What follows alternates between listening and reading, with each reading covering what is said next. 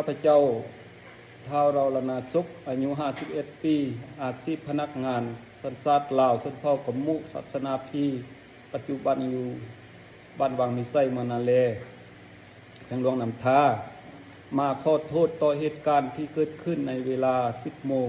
ของวันที่ 8 ตุลา 2024 ซึ่งข้าพเจ้าได้ลักถ่ายคลิปวิดีโอเจ้าหน้าที่ตำรวจจราจรปกส.เมืองแบงแขวงอุดมไซลง TikTok ซึ่งเป็นการเจตนาใส่หายไปซี่โดยบ่ถูกต้องตามความจริงมีเนื้อในว่าเมืองแบงแขวงอุดมไซยังมีเจ้าหน้าที่ต่างด้านตรวจกาเก็บเงินนำประชาชนปัจจุบันประชาชนมีแต่รถบ่มีป้ายบ่มีเอกสารและยังได้เขียนตื้มอีกว่าวันที่ 7 ตุลาเป็นวันบาปของครูเพื่อสู้เพื่อความจริงได้มีคนกดทึกใจจำนวน995 คนมีคนคอมเมนต์จำนวน201 คนและมีคนกดแชร์150แชร์ต่อกับการกระทำของข้าพเจ้าในครั้งนี้แม้นเป็นการหมิ่นประมาทเจ้าหน้าที่ตำรวจวรวมวเฉพาะตำรวจจราจรปกส.เมืองแบงแขวงอุดมไซเป็นการสร้างความเสียหายต่อ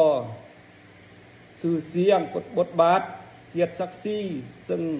เฮ็ดให้ขาดความไว้เนื้อเชื่อใจจากประชาชนข้าพเจ้าขอเตือนสติผู้ที่นำใช้สื่อสังคมออนไลน์ก่อนกระทำสิ่งใดสิ่งหนึ่งลงไปต้องคำนึงถึงระเบียบกฎหมาย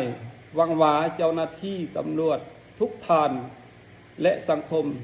จะให้อภัยแก่ข้าพเจ้าด้วยข้าพเจ้าท้าวเราละนาสุขอายุ51 ปีอาชีพพนักงานสัญชาติลาวสัญชาติขมุศาสนาพีปัจจุบันอยู่บ้านวังมิไซเมืองนาเลแขวงหลวงน้ำท่ามาขอโทษต่อเหตุการณ์ที่เกิดขึ้นในเวลา 10 โมงของวันที่ 8 ตุลา 2024 ซึ่งข้าพเจ้าได้ลักถ่ายคลิปวิดีโอเจ้าหน้าที่ตำรวจจราจรปกส.เมืองแบงแขวงอุดมไซลง TikTok ซึ่งเป็นการเจตนาใส่หายไปซี่โดยบ่ถูกต้องตามความจริงมีเนื้อในว่าเมืองแบงแขวงอุดมไซยังมีเจ้าหน้าที่ต่างด้านตรวจกาเก็บเงินนำประชาชนปัจจุบันประชาชนมีแต่รถบ่มีป้ายบ่มีเอกสารและยังได้เขียนตื้มอีกว่าวันที่ 7 ตุลาเป็นวันบาปของครู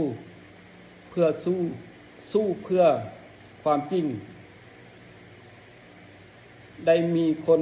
กดทึกใจจำนวน995 คนมีคนคอมเมนต์จำนวน201 คนและมีคนกดแชร์150แชร์ต่อกับการกระทำของข้าพเจ้า